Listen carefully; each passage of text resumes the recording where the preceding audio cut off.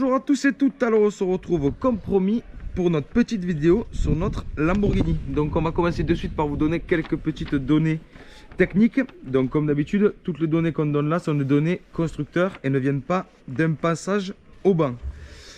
Donc celle-là les gars, ce qu'on peut vous dire, c'est que elle fait exactement 519 chevaux. Moteur essence bien sûr, un 10 cylindres. On est sur 510 Nm de couple. On est sur un 0 à 100 en 4 secondes 3 et sur une vitesse de pointe maxi à 315 km/h.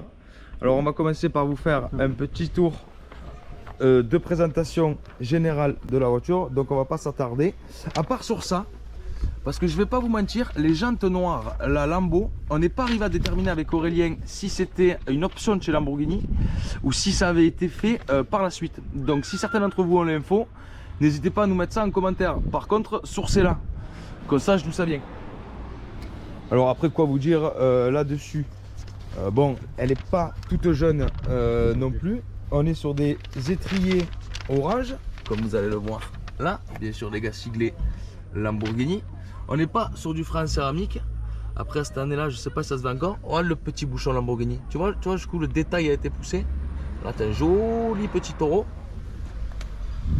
Bien sûr, on est sur un moteur central, donc arrière, que vous voyez là.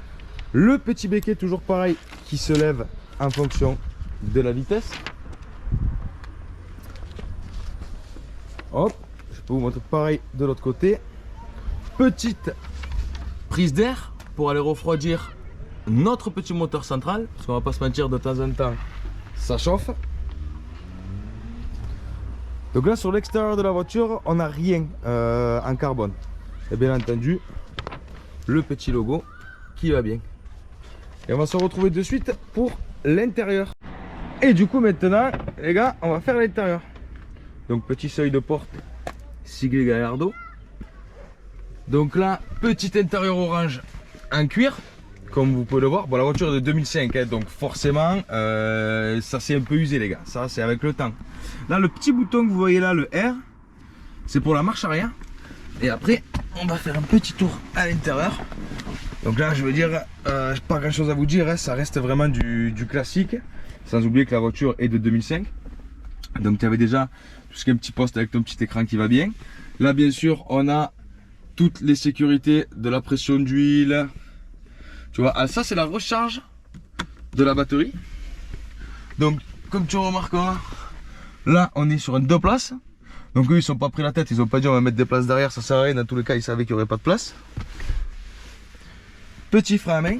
Et donc là pareil, on est sur une petite boîte automatique, mais bon de 2005 les gars. Donc on va pas se mentir, forcément les performances ça me fera ressentir. Alors c'est ici décapotable. Là je sais pas si vous pouvez bien le voir, mais là en gros ça c'est une capote. Tout là. Je vous mets ce petit extrait du décapotage parce que je trouvais ça plutôt joli. On dirait un Transformers. Et au passage, vous allez pouvoir jeter un petit coup d'œil au moteur.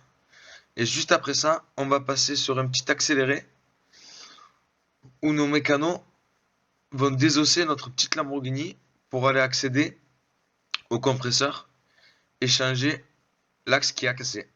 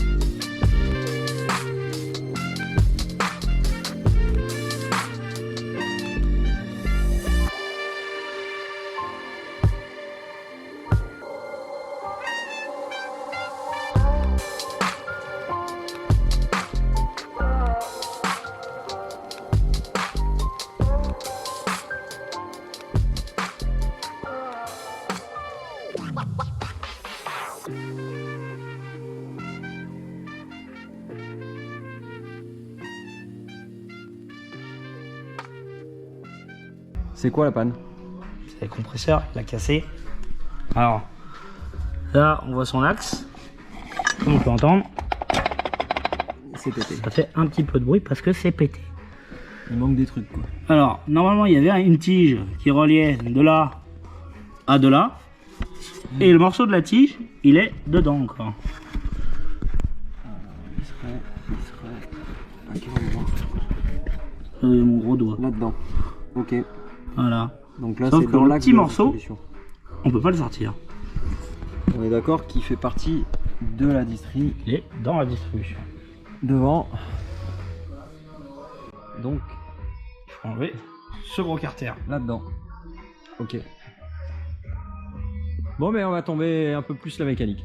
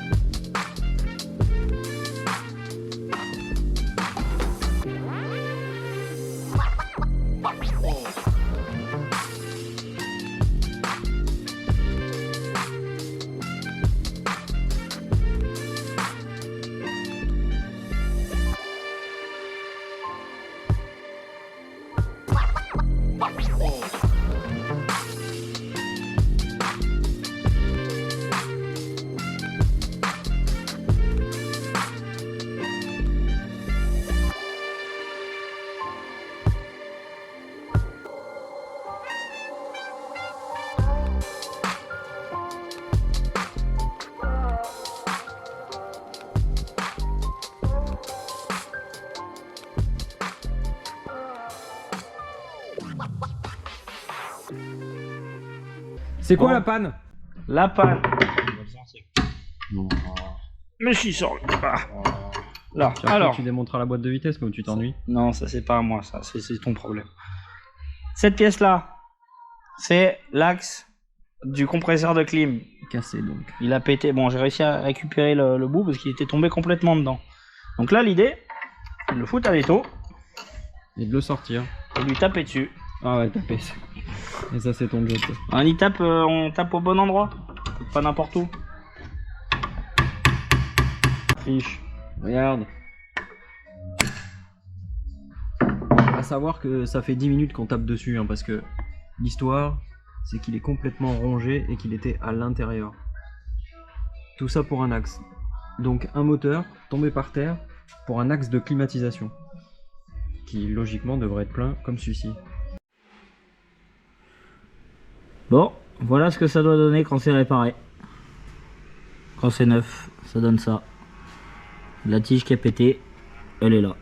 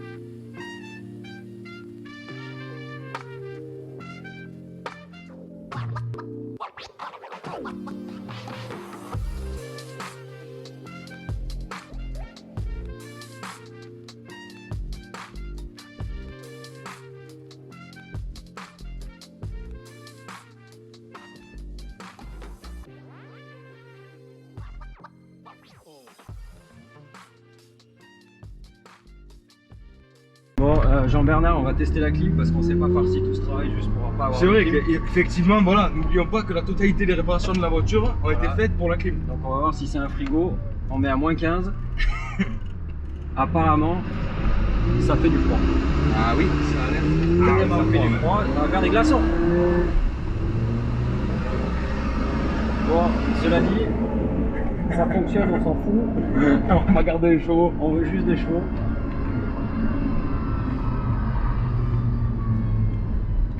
Elle est bien étanche cette capote. Bien sûr. Quand il pleut, t'as de l'eau là. Ah ouais, parce qu'effectivement, ça a l'air un peu. Bon, je laisse chauffer un peu la mécanique. Ah oui, tu as raison. Le respect de la mécanique est très important. Cela dit, ça ronronne très fort. Bah oui, par contre, ouais, la sonorité n'a rien à voir avec la Porsche. Pour info, on a fait donc le compresseur de clim dans la distribution avec l'axe qui avait cassé. Ouais. On a remis des catalyseurs parce que les catalyseurs étaient morts. C'est-à-dire qu'en fait, il y avait des tubes, tout simplement. Ouais, il n'y avait pas de cata Il quoi. n'y avait pas de cata, donc voilà. Et on a changé des sondes thermocouple parce qu'il n'y avait pas de puissance. On avait 350 chevaux, 400 chevaux grand max. Alors que là, on sent qu'on a récupéré la puissance à partir du moment où tu accélères un peu. Tu vois, hop, ça part, tu mets un coup de gaz. Et la voiture voilà. Là, ça marche. La sonorité, c'est La incroyable. sonorité, elle est d'origine, la sonorité, hormis des catasports. C'est des catalyseurs qui sont valides au contrôle technique, mais on a du catasport. Ouais, mais sinon, il n'y a rien. Il y a Non, pas il y a de... rien. C'est un échappement d'origine. Après, c'est la capote aussi qui fait ça, non? Parce que du coup, on entend beaucoup plus le moteur. On entend, on a l'impression d'être dehors. Ah ouais, tu as l'impression que t'es dehors. Ouais. Là, tu fais un rétrogradage, et hop, on a le bip de. Ça, c'est Ouais. énorme, ça. Quelque chose qui est top sur les voitures, c'est ce rétrogradage. Quoi, mais si tu mets ce qu'ils appellent là, tu sais, un pop and bang, là, le machin qui fait pop pop pop pop, là. Tu mets ça sur ça, mais ça pète dans tous les sens. Ouais, c'est pour les Fiat 500, ça. C'est le même groupe, mais. Il nous les atomise. Parce que la Lamborghini, faut pas ça. On va laisser nos petits spectateurs écouter un peu ce son. On va prendre un autre chemin. On va trouver le chemin, on va dire, quasi fermé.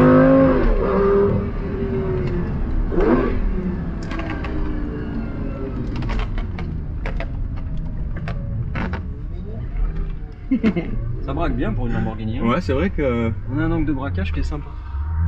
à droite c'est bon, tu peux y aller, ok. Quand tu veux. Ouais, juste pour vous faire voir si ça marche.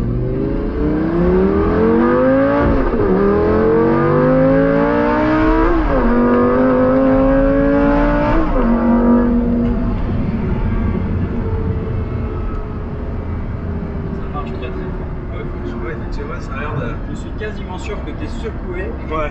Je te vois faire ça. Ah ouais, par contre, ouais, tu prends des décalages comparé à la boîte auto, là, la PDK de la Porsche.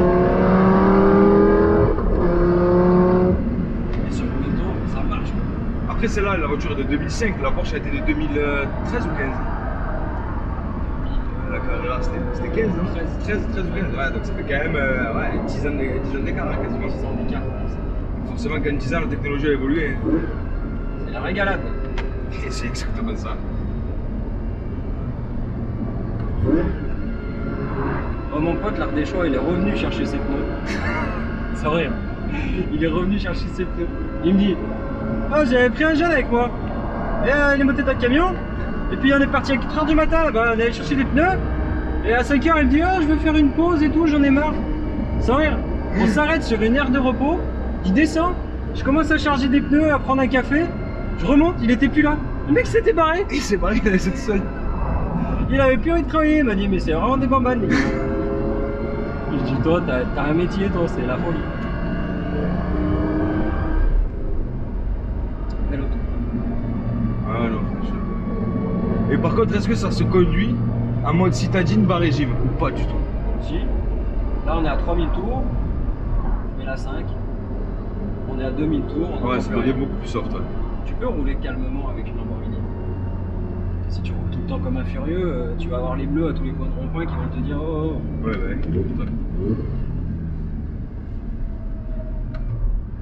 On peut aller se promener sans que ça fasse trop de bruit. Après, on avait actionné quand même le mode sport. Ouais, Et le mode sport, ça rigidifie les amortisseurs. Ça te donne un passage de vitesse un peu plus franc. Donc ça secoue quand même pas mal. Et du coup, ça met la voiture aussi dans un plus haut régime moteur de base, non? Non, parce que ça, c'est ton action sur l'accélérateur. Donc tu vas pas changer quoi que ce soit là-dessus. Et bon, évidemment, on fait pas les furieux avec les voitures, c'est pas les nôtres. Ah oui, n'oubliez pas les gars que toutes ces voitures-là sont des clients d'Aurélien à chaque fois. C'est-à-dire que bien sûr que Avec leur accord.